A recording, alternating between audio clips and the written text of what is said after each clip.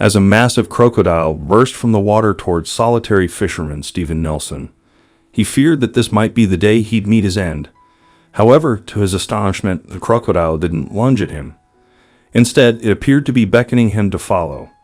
Was the animal in need of assistance? The situation was surreal. Yet, as Stephen glimpsed what lay ahead, the crocodile's intentions became clear in an instant. Stephen berated himself for what he now considered a foolish decision to follow the crocodile deeper into the swamp. He should have dashed for his car when he had the chance. But then again, who knew how the giant croc would have reacted to that? As these thoughts raced through his mind, the crocodile abruptly halted and turned towards Stephen. His heart skipped a beat. Had he walked right into the creature's trap? Then Stephen saw it. The purpose behind the crocodile's actions became clear. It needed his assistance urgently. But where had the crocodile led Stephen?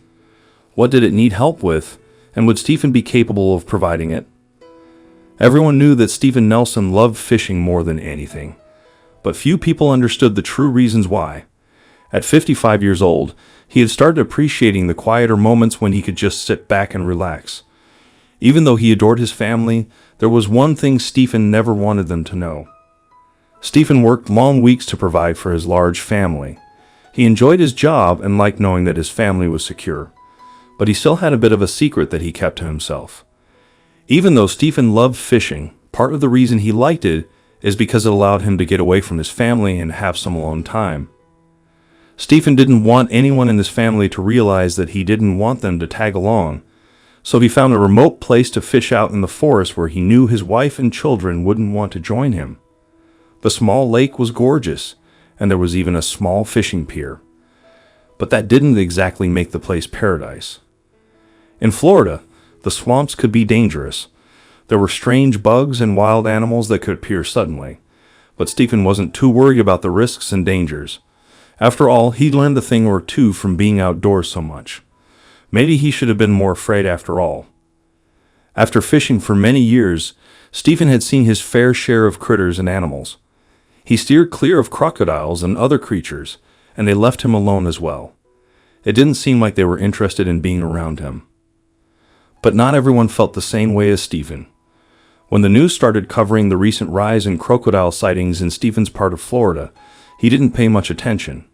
He figured that he would just avoid them like any other time he'd encountered a crocodile while he was fishing. But Stephen's wife had something quite different to say about the situation. Stephen's wife had tried to convince him not to go fishing anymore until the crocodiles weren't as common in the area. She even offered to let him have the living room to watch TV by himself if he just wanted to relax without anyone else around. Stephen didn't listen to her concerns. That was his first mistake. Stephen didn't want to spend the whole day cooped up in the house. He'd been planning his fishing trip for the whole week, and he refused to listen to what his wife had to say. Later, he would look back on that moment and wonder if that's where it all started to go wrong. Stephen was confident in his skills as an outdoorsman. He trusted himself to be safe, even if an animal threatened him. He didn't know much about crocodiles, but he knew enough to believe that there wouldn't be a problem. When it was time to leave, he slowly began packing up his gear, certain that nothing would go wrong during the drive out to the lake.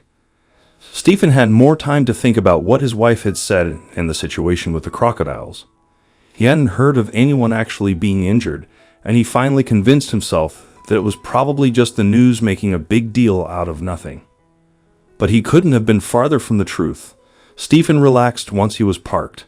He gathered his gear and headed out to the pier to start getting his favorite fishing spot into order. He was so busy getting his lines ready and putting out his chair that he didn't even notice that something in the water was coming closer. Stephen was thrilled to catch his first fish after only waiting for a few minutes. As he was reeling in his line from the side of the pier, he couldn't imagine his good luck.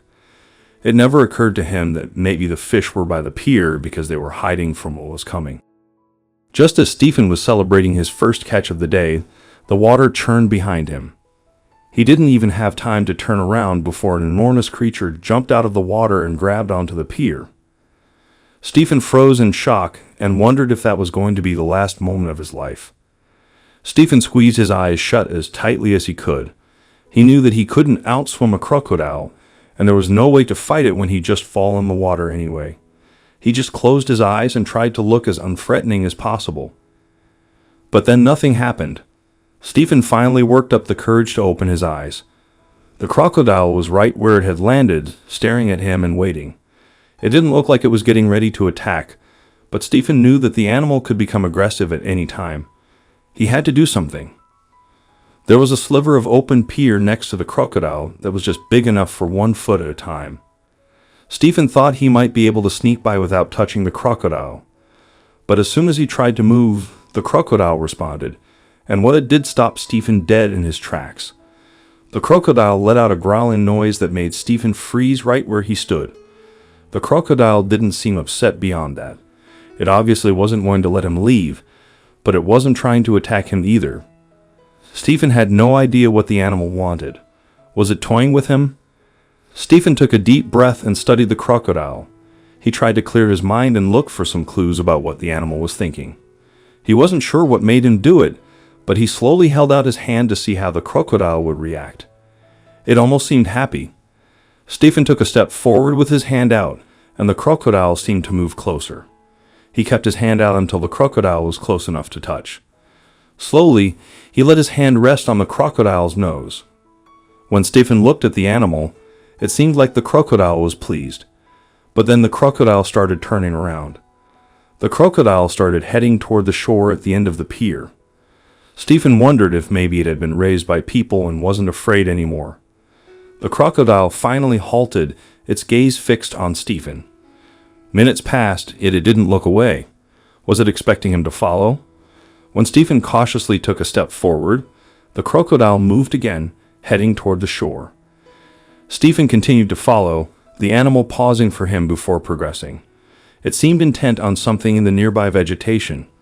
From the end of the pier, Stephen could see his truck and considered making a run for it. But what was the crocodile's objective? Deciding to trust the crocodile, Stephen followed it to a spot where he discovered an injured baby crocodile. He took the baby to a vet, who nursed it back to health. Stephen then returned the baby to its grateful mother.